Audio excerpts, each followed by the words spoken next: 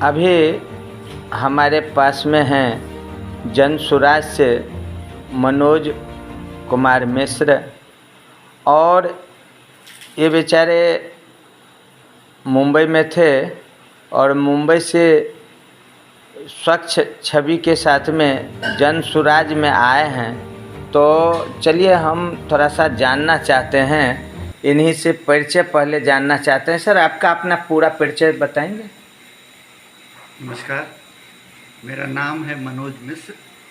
मैं पिछले 25 साल से मुंबई में रह रहा था और वहाँ कॉरपोरेट वर्ल्ड में as a vice president sales and marketing नौकरी कर रहा था। प्रशांत जी से मिलने के बाद और उनके विचारों को जानने के बाद मुझे ऐसा लगा कि वो जो एफर्ट कर रहे हैं बिहार को एक बेहतर दिशा की तरफ ले जाने के लिए, उसी में कंधा लगाने के लिए मैं गांव आया हूं और गांव में रहकर एक कमिटेड भाव से उसी अभियान में जुड़कर उसको थोड़ा सशक्ति देने के लिए काम कर। मुंबई में क्या सब कर रहे थे? मुंबई में मैं कॉरपोरेट वर्ल्ड में as a vice president marketing job कर रहा था जी। मैंने करीब 25 साल तक इस फील्ड में काम किया और जो बिजनेस वर्ल्ड के रिनाउंड कॉरपोरेट्स हैं जैसे ग्लैक्सो इंडिया है, पिडिलाइट इंडस्ट्रीज़ है, मेगमनी इंडस्ट्रीज़ है, एसोसिएटेड कैप्सूल्स ग्रुप है, इसमें मैंने 7 से 8 कंपनी में काम किए।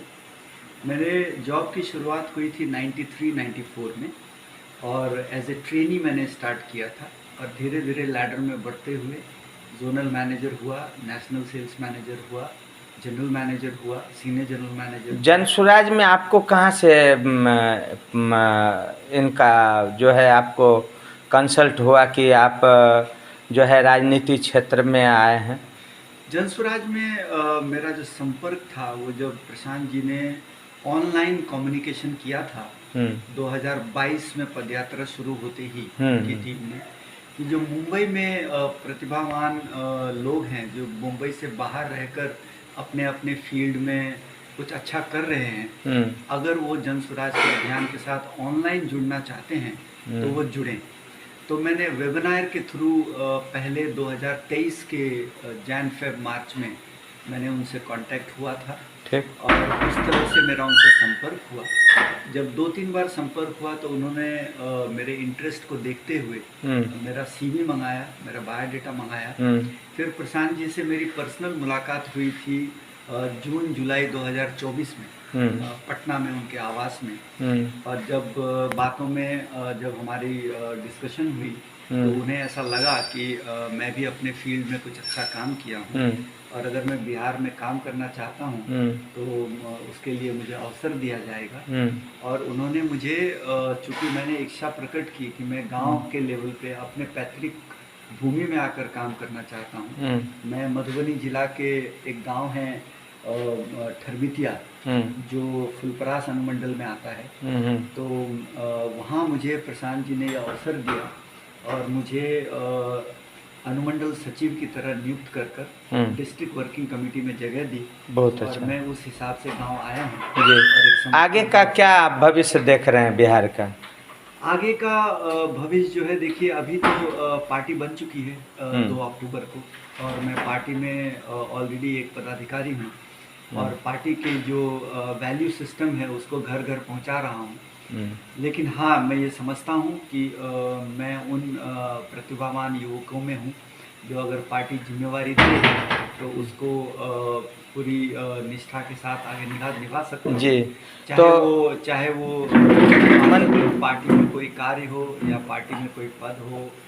मनोज जी, ये जानना चाह रहे हैं कि बिहार में तो जातिवादी का खेल ज़्यादा चलता है सभी पार्टी में। आपको क्या लगता है इसमें से कि प्रशांत किशोर जी कितने सफल रहेंगे?